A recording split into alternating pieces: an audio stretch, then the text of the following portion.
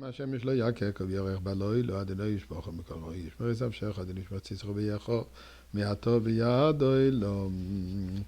Let us give some tzedakah.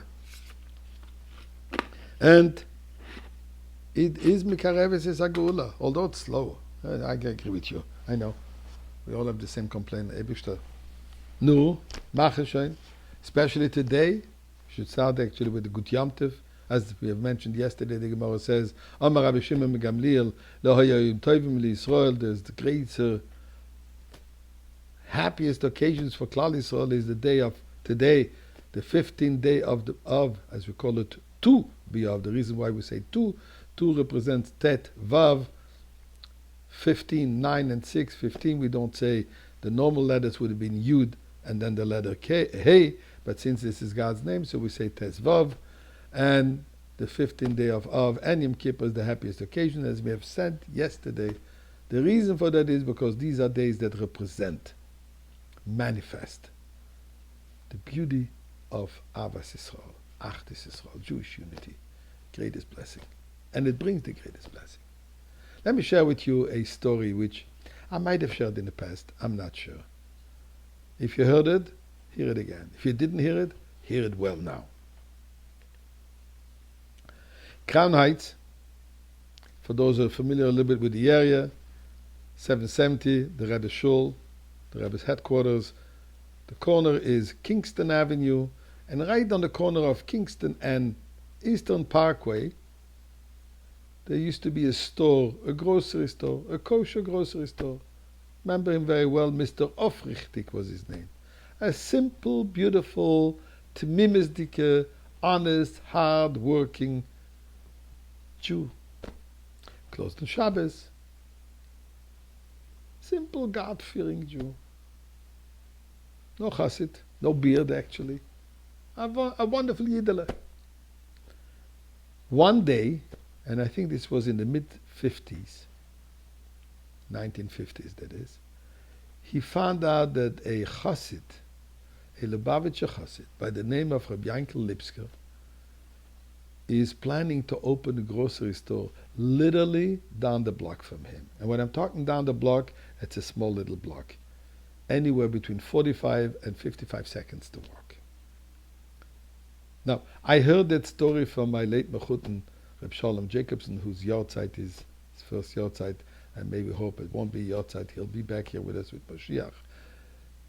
It's coming up this week, and he told me that story. So when Mr. Aufrichtig found out that Rabbi Yankel Lipsker was a chassid, it eventually became actually the Gabbe, one of the Gaboim in 770. And he was disappointed. He felt that this is unfair competition. Here's this chassid moving in. Where are people going to go by? Obviously, by this chassid, Chassid Sharid with a beard and a holy man, he looks, they will prefer to go to him rather than. So he decided he's going to go to complain to the Rebbe. He wasn't a chassid, but he knew that Rabbi Yankel Lipsker is a chassid, so he's going to complain to the Rebbe. Came to the Rebbe in Yechidus, in private audience, and he tells the Rebbe what is on his heart. He feels that one of his chassidim moving in his territory, and it says unfair competition.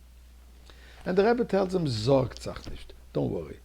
The Eibishter hat Parnasse for Reich and not Parnasse for Em. Hashem has Parnasse for you, He has Parnasse for him. You have nothing to worry about. And he gave him a beautiful bracha. Wonderful, he's happy. But listen to what he did then. He called up Rabbi Yankel Lipsker, traced him down. And he says, my name is Mr. Aufrichtig. I understand that you're planning to open a grocery store in the area, and Rabbi Yankel Lipsker is bracing himself for an avalanche of complaints. And he says, I informed myself, and I heard that you don't have money, and you don't know the business. So I want to help you. First, I want to give you a $10,000 loan. In the mid-50s, that was a fortune of money. No interest, obviously. And you pay me back whenever you'll be able to. Now, I also realize that probably you do not know suppliers, you do not know where to get the merchandise and wholesale to be able to make a living. Come to me. I will be happy to share with you everything that you need to know to run your business. Think of that. this man is going to compete with him.